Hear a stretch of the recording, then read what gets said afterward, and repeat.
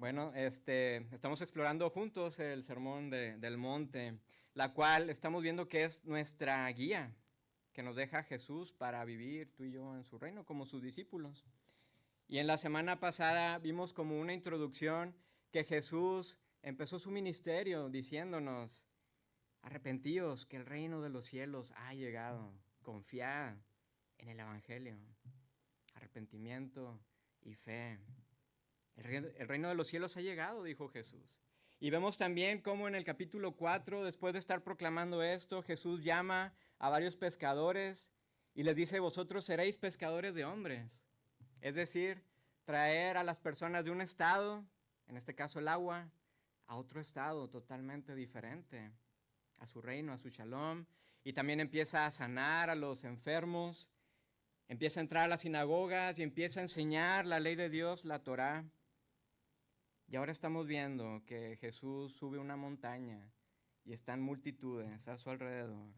Y Jesús empieza a enseñarles lo que conocemos el Sermón del Monte. Vemos que la llegada de Jesús es la respuesta contundente a todas las promesas de Dios desde el Edén. En esa montaña donde estaba el jardín y donde sabemos que existía el Shalom, un estado de paz entre el Creador y sus criaturas, el hombre y la mujer estaban representando juntos a Dios y colaborando también con Él en hacer de su creación lo más increíble posible. Todo era un florecimiento sin igual, era esa conexión del cielo con la tierra.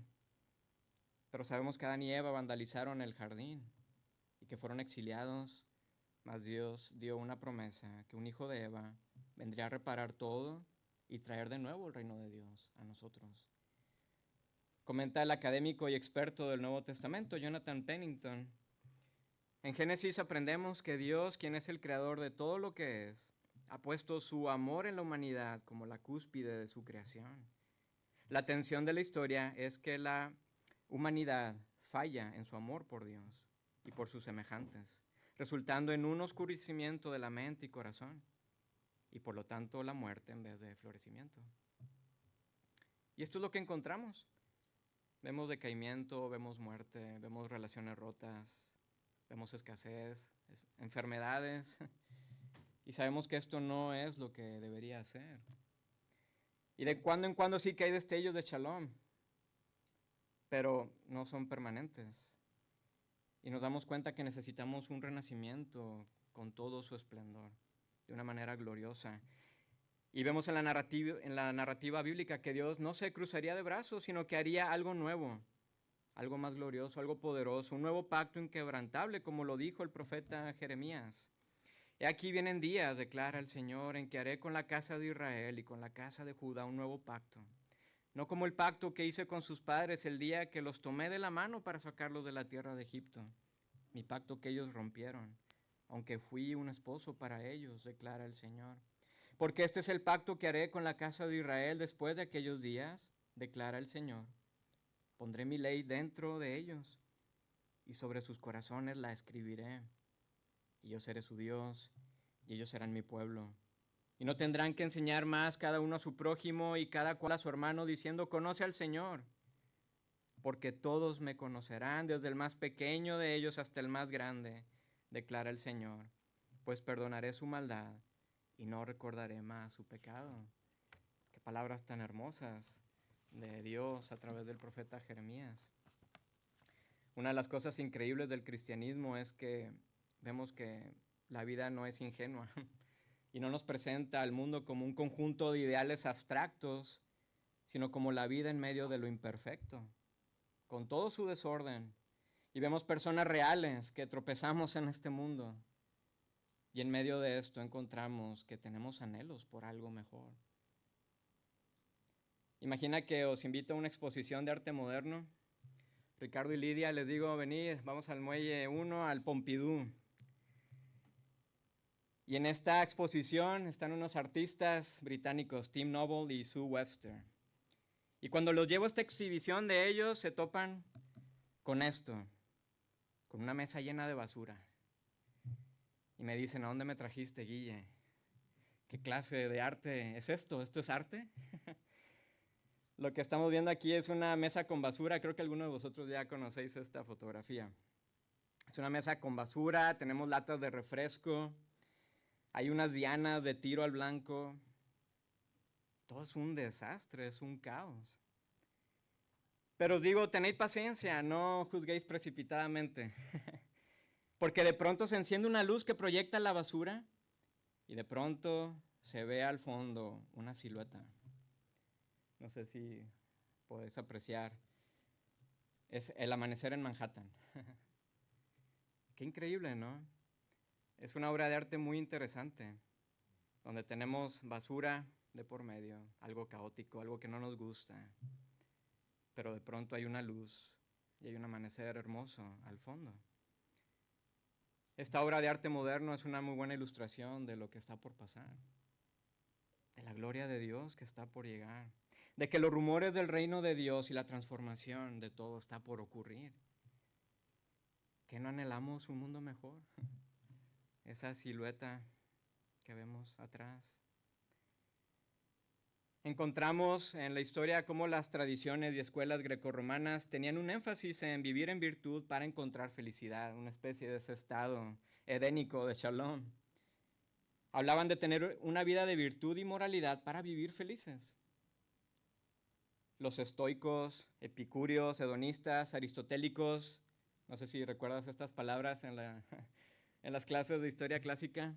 Bueno, todos estos grupos se vieron influenciados o impulsados a responder a la pregunta ¿qué hace verdaderamente felices a las personas? Contrario a la noción moderna de un estado temporal y subjetivo que encontramos ahora, vemos que los antiguos se preguntaban seriamente cómo podemos conseguir una vida plena de satisfacción y de sentido. Y esta idea se resumía con la palabra griega eudaimonia, que se puede traducir como florecimiento humano. Ellos hablaban del florecimiento humano. Pero es interesante que encontramos que esta idea está muy conectada con una palabra bíblica clave, que es Macarios. Es la palabra que usa Jesús, que conocemos como bienaventurado, dichoso o feliz. En medio de estos anhelos por la felicidad y lo que conlleva un estado de shalom, de plenitud, vemos cómo la realización de todas las promesas de Dios, de lo anunciado por los profetas y lo que buscaban los filósofos se cumple totalmente, sin ninguna tela de duda, en la persona de Jesús de Nazaret. Las promesas se cumplieron. Los rumores de que volveríamos a la vida eran totalmente ciertos. Y Jesús llega a restaurar todo lo roto y todo lo quebrado. Vemos que la ley de Dios cobra vida, el logos, y empieza a redimir todo.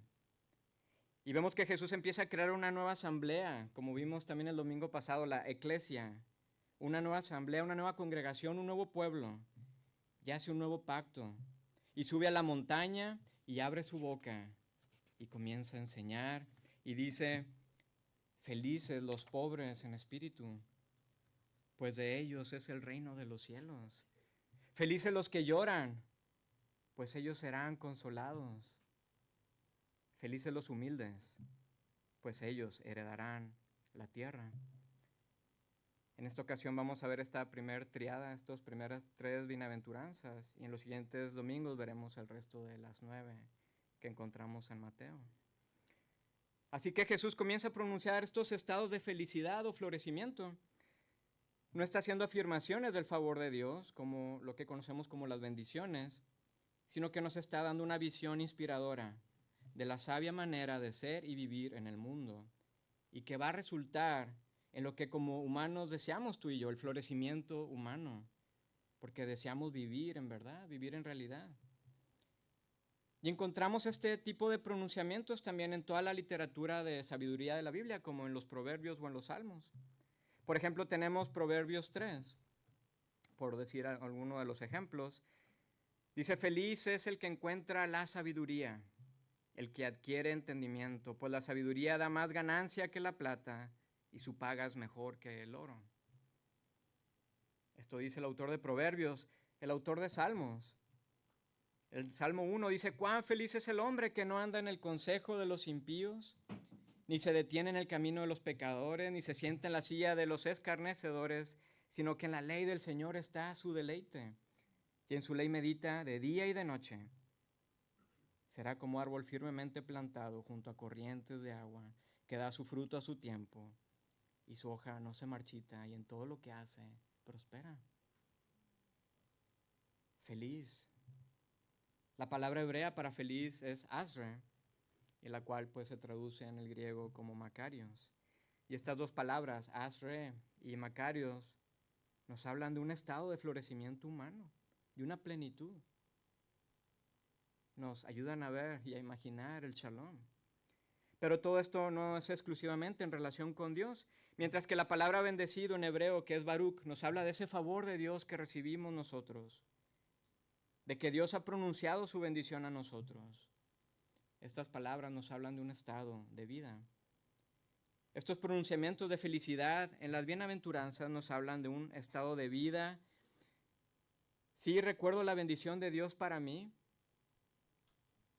y luego vivo de acuerdo a esa promesa de Dios, de que me ve con su favor, de que su rostro está alegre sobre mí.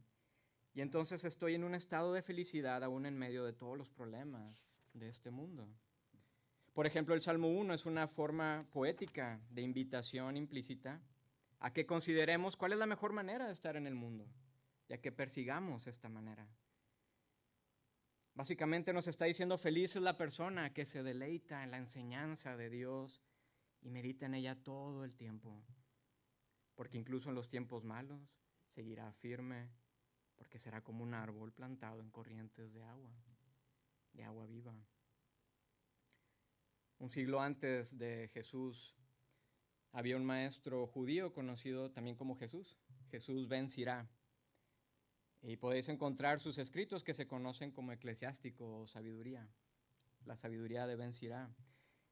Y en estos escritos él también habla acerca de virtudes para vivir en temor a Dios y entonces tener sabiduría y una vida plena. Y de hecho él también tiene 9 bienaventuranzas. Y esto es lo que él escribe: mi corazón guarda 9 bienaventuranzas, y mi boca proclamará la 10ª. Feliz es el que se alegra con sus hijos, feliz el que no tiene que servir a un inferior, feliz el marido de la mujer insensata, feliz el marido de la mujer sensata, feliz el que no tiene que arar con buey y asno, feliz el que vive para ver la derrota de sus rivales, feliz el que no peca con su lengua, feliz el que encuentra un amigo y el que no habla a oídos sordos. Qué grande es quien alcanza sabiduría, pero nadie como quien teme al Señor. El temor del Señor lo supera todo, el que lo posee es incomparable. A simple vista parece como que estamos leyendo alguno de los proverbios, ¿no? Pero sin embargo, encontramos que muchos de sus dichos están influenciados por la cultura y la visión que tiene la cultura acerca de la virtud y lo que es la felicidad, porque dice: feliz el que no tiene que servir a un inferior. Está hablando de jerarquías, de estados de poder. Dice: feliz el que no tiene que arar con buey y asno. Parece como que está siendo clasista, ¿no? Imponiendo niveles de profesión y clase social. Dice: feliz el que vive para ver la derrota de sus rivales. O sea, hay que ganar los argumentos y ver a nuestros enemigos sufrir. Pero sin embargo, Jesús de Nazaret nos da una visión totalmente diferente. A considerar una vida contracultural del mundo, donde viviremos plenamente, donde estaremos en un estado de shalom, por lo cual estaremos felices. Vemos que el reino de Jesús es muy diferente a lo que encontramos en este mundo. Él nos habla de amar a nuestros enemigos. Es muy diferente a lo que escribe Ben Sirá. La felicidad que nos ofrece Jesús no es ingenua, no es una de cartón o efímera, que es lo que el mundo busca desesperadamente. Pero tampoco es una felicidad que está influenciada por el mundo y la cultura. Juan Calvino, el reformador suizo, comentaba: la mayoría de la gente tiene la creencia errónea de que la persona feliz es la que está libre de molestias, que consigue todos sus deseos y lleva una vida alegre y fácil. Así que en vista de esto pensemos: ¿cuáles serían mis pronunciamientos de felicidad? ¿Cuál sería mi lista de bienaventuranzas? ¿En qué cosas pienso que me van a dar felicidad? Y yo al reflexionar en esto veo que mis bienaventuranzas serán muy diferentes a lo que Jesús me invita a considerar. Mis bienaventuranzas serían algo como: feliz es quien vive lejos de vecinos que te quitan tu espacio de parking. Feliz es quien puede vivir en una isla en el Caribe con todos sus lujos y sin necesidad. O feliz es quien no tiene una enfermedad autoinmune que te impide vivir en invierno, que es mi situación también. ¿Cómo serían tus bienaventuranzas? Tal vez creo que al final también describirían lo que Calvino comenta.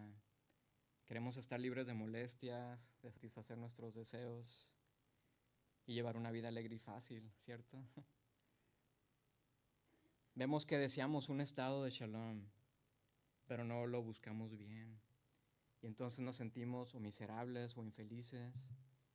Y esta infelicidad nos va a llevar a estados de injusticia y de amarguras y de pleitos y contiendas. ¿En dónde estamos buscando la felicidad? Sabemos que la vida es dura, decía William Shakespeare en Macbeth, una línea muy interesante: la vida no es más que una sombra que pasa, un pobre actor que se oscurece y se impacienta al tiempo que le toca estar en el escenario y de quien luego nada se sabe. Es un cuento que dice un idiota, lleno de ruido y de furia, pero falto de toda lógica. Wow, qué pesimista Shakespeare, ¿no? Bueno, Shakespeare creo que es un realista. Él da en el clavo. La vida es dura, efímera, caótica. Entonces, ¿cómo podemos ser felices? Y vemos que lo que Jesús comienza a proclamar en la montaña son cosas que rotundamente tratamos de evitar tú y yo. Habla de pobreza de espíritu, de lamento, de humildad. Y entonces vamos viendo que su reino es uno totalmente diferente a lo que conocemos tú y yo. Es un reino que es totalmente al revés. Y encontramos paradojas en la vida de Jesús que nos va enseñando. Porque nos dice que los últimos serán los primeros. Nos dice que los humildes serán exaltados. Pero también nos dice que si queremos vivir, tenemos que morir a nosotros mismos. Y entonces Jesús comienza su sermón: felices los pobres en espíritu, porque de ellos es el reino de los cielos. ¿Felices los pobres en espíritu? A ver, ¿de qué hablas, Jesús? ¿Y a qué se refiere con pobreza en espíritu? Bueno, en primer lugar, parece que lo que nos está dando es una declaración que va mucho más allá que un estado económico. Pero pensemos antes, ¿quiénes están escuchando este sermón? Bueno, tenemos a una multitud de personas que viven en un estado de dominio duro y cruel por el Imperio Romano. Están en un estado de abuso y de corrupción por parte de las autoridades. Y sí, claro, hay pobreza económica. Siempre hay escasez. Los recursos no se reparten por igual. Pero dentro de este estado tenemos diferentes clases de personas que están esperando las promesas del Mesías, quien quitaría la tiranía y la opresión, quien cumpliría las promesas de un florecimiento en todo su esplendor, quien nos llevaría a casa, al Edén. Y entonces tenemos a grupos como religiosos, como los fariseos, que tratan de vivir con exigencias religiosas para que se cumplan pronto estas promesas. El Mesías vendrá pronto si todos vivimos una vida moral alta. ¿Y qué hacían estos religiosos? Pues imponían duramente estándares de vida a los demás y estándares que a veces ni ellos podían cumplir. O tenemos a guerrilleros que tratan de vivir en contra del sistema y esperan poner al Mesías en el trono. El Mesías será quien nos libere de la opresión romana y tendremos a un rey como David o Salomón para vivir la gloria de Israel, esos tiempos de paz. ¿Pero qué hacía este grupo que conocemos como los celotes? Cometían crímenes en nombre de Dios. O tenemos un grupo de personas que dijeron: ya no más, nos retiramos al desierto y vamos a formar nuestras propias comunidades, alejadas de todo lo que es mundano y secular. que los demás se vayan a la condenación, mientras nosotros esperamos la llegada del Mesías. Así que se retiraron. Pero tenemos también a quienes están tratando de sobrevivir, como los publicanos, o todos los enfermos y todos los necesitados, quienes también anhelan las promesas de un futuro prometedor. Y están en medio de todas estas facciones. Así que los pobres en espíritu son quienes se saben en necesidad. No solamente la económica, sino en todos los aspectos. Incluso aquellos que tienen recursos o influencia, pero saben que esto que tenemos no lo es todo, que hay algo más, que las profecías del Shalom de Dios son ciertas y expectantes, anhelan la restauración de todas las cosas.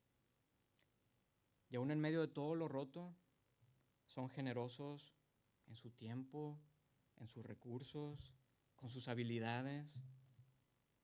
Ellos están siendo un vistazo del florecimiento. Y alrededor de Jesús están estas personas que su espíritu está oprimido y tan necesitado. Y tenemos a pescadores, y a extranjeros, y a mujeres maltratadas, y esclavos que están machacados por el sistema, y tenemos a viudas y niños.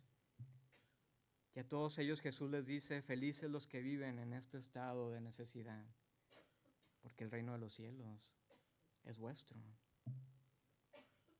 El reino de los cielos está al alcance de nuestras manos. La pregunta es, ¿me siento necesitado de Dios, aun si pienso que lo tengo todo? ¿Cómo uso mi tiempo?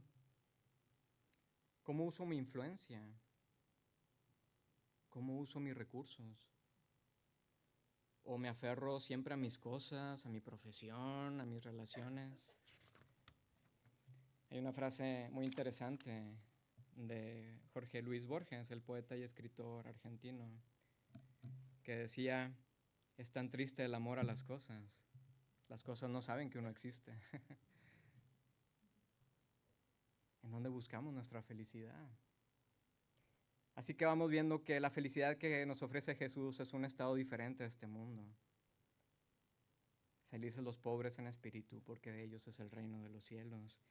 Y continúa diciendo, felices los que lloran, pues ellos serán consolados. Esta bienaventuranza va muy de la mano a la anterior. Jesús nos dice que son felices quienes experimentan el mundo y entienden que estamos en un estado por el que vale la pena lamentarse. Ven la opresión y la corrupción, pero también ven su impotencia ante este sistema. Y no se quedan cruzados de brazos, sino que lamentan el vandalismo del Shalom, pero también lo llevan ante Dios. Al ver nuestra ciudad y las situaciones de injusticia, nos lamentamos. Lamentamos la fractura de las familias.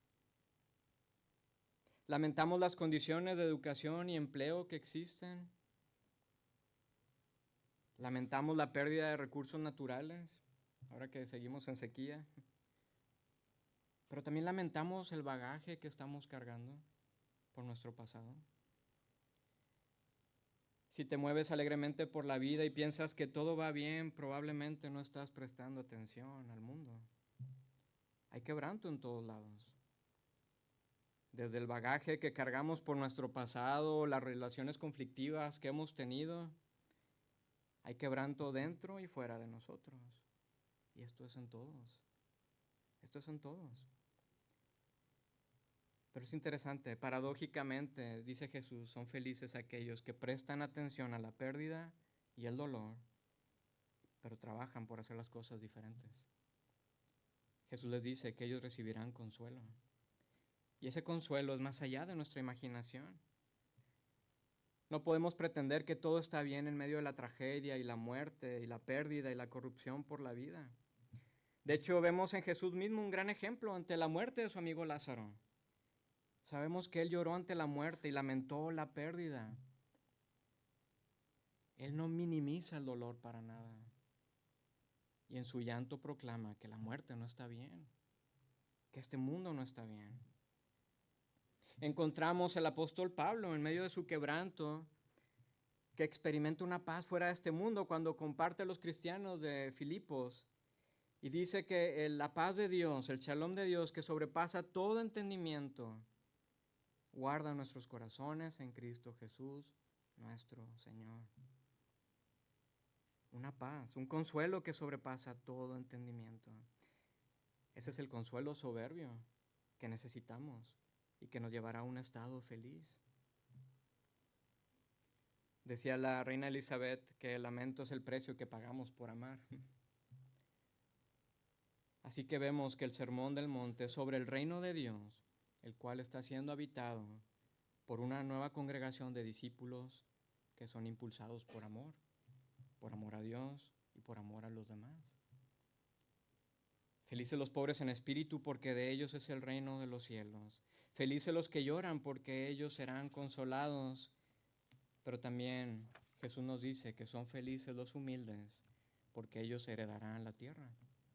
¿Y qué significa esto? Bueno, recordemos que los judíos están viviendo en la opresión y el dominio del Imperio Romano. Todos los tiempos gloriosos y prósperos de la nación de Israel eran solamente un recuerdo del pasado. Pero todavía podemos remontarnos más atrás, hacia el jardín del Edén, donde todo era pleno, donde el hombre y la mujer juntos reinaban con Dios. Pero por su desobediencia fueron exiliados, salieron del Edén. Pero en el exilio Dios comienza como otro Génesis. Crea un nuevo pueblo a través de Abraham y Sara, quienes se multiplican y toda esta familia se asientan en Egipto, pero fueron esclavizados de manera cruel. Y por 400 años, siendo ya millones, estos descendientes de Abraham fueron rescatados de una manera tan increíble y fueron llevados a una tierra donde fluye leche y miel. Parecía como que iban de regreso al Edén, pero desobedecieron a Dios y estuvieron errantes en el desierto por 40 años. Y finalmente, después de este tiempo, llegan a la tierra prometida que Dios les había dicho y fueron expandiéndose por todo el territorio. Y después, en los tiempos del rey Salomón, la nación de Israel vive el esplendor. Era un reino de bendición y abundancia. Era un reino de paz. Parecía que esas promesas del Shalom se iban a cumplir. Pero ¿qué pasa? Nuevamente la nación cae en desobediencia. Y a pesar de todos los esfuerzos por los profetas, de decirles que se vuelvan de sus malos caminos, Israel cayó bajo el dominio de muchos otros imperios hasta que fueron exiliados a Babilonia. Y después de su regreso a Israel, después de varios años, Israel todavía seguía bajo dominio, bajo el imperio romano. No había prosperidad, no había abundancia, no había shalom, no había paz. Y de pronto llega Jesús de Nazaret con un nuevo anuncio, de un nuevo reino como ningún otro. Y les dice a los impotentes, a los que lloran, que de ellos es el reino y que serán consolados. Pero también dice que son felices los humildes, porque ellos van a heredar la tierra prometida. Ellos van a vivir en el reino, en el shalom, en un estado como llaman los teólogos el de ahora, pero todavía no. La palabra griega para humilde es praus, la cual es una palabra que ha sido muy difícil para los traductores y académicos en darle un significado entendible y con contexto. Palabras que podemos traducir para praus pueden ser manso o afligido o apacible. Pero es interesante que la mansedumbre bíblica no es debilidad, sino que se refiere a ejercer la fuerza de Dios bajo su control, es decir, mostrar poder sin dureza indebida. Así que ser humilde significa tener autoridad, pero no para señorear a otros, ni para controlar, ni para manipular. Al contrario, esa autoridad es usada para promover servicio y amor con gentileza y mansedumbre. De hecho, tenemos en Jesús mismo el ejemplo de humildad para nosotros, porque Él nos dice: venid a mí todos los que estáis cansados y cargados, y yo os haré descansar. Tomad mi yugo sobre vosotros y aprended de mí, que soy manso y humilde de corazón, y hallaréis descanso para vuestras almas, porque mi yugo es fácil y mi carga es ligera. Qué increíble, ¿verdad? Cómo Jesús utiliza su autoridad para amar y servirnos. Así que, amigos, tenemos en este sermón de Jesús una invitación a ver su reino y anhelarlo, pero también de que podemos ser parte de él. Y como veremos en las demás bienaventuranzas, hay cosas muy profundas, porque todo lo que Jesús nos está describiendo en cada una de ellas, él mismo es nuestro ejemplo máximo. Pablo nos describe en su carta a los Filipenses este gran misterio de la encarnación del Dios poderoso en la persona de Jesús. Y dice: haya pues en vosotros esta actitud que hubo también en Cristo Jesús, el cual, aunque existía en forma de Dios, no se consideró el ser igual a Dios como algo a que aferrarse, sino que se despojó a sí mismo tomando forma de siervo, haciéndose semejante a los hombres, y hallándose en forma de hombre, se humilló a sí mismo, haciéndose obediente hasta la muerte y muerte de cruz. Estas palabras que nos describe Pablo son increíbles y sublimes, porque vemos que Jesús se hizo pobre. Sabemos que él nació en un establo, hijo de una familia de clase baja en medio de toda la opresión. Pero también Jesús lloraba, se lamentaba al ver la condición del quebranto y el dolor de los humanos bajo el dominio que tenemos por el pecado. Él lloraba por la muerte y el extravío de sus hijos. Pero también Jesús, siendo Dios, hizo humilde y usaba su autoridad, pero para servirnos y amarnos de una manera que aún nos cuesta imaginar a ti y a mí. Y esto es una maravilla que debería dejarnos perplejos y asombrados. Seguiremos viendo que las palabras de Jesús en la montaña son nuestra guía para nuestro florecimiento, pero también para el florecimiento de nuestra comunidad. Y ese florecimiento y la renovación que vamos teniendo va a impactar nuestro trabajo y nuestra escuela y vecinos y familia y nuestra iglesia también. En Jesús vamos a encontrar una felicidad y un gozo verdaderos, y nada ni nadie nos puede arrebatar ese gozo. En medio del caos y el desorden del mundo, así como vimos en esta obra de arte, vamos a hacer un vislumbre de la gloria que está por venir. Esto que tenemos, amigos, no es el último final. La historia no acaba aquí.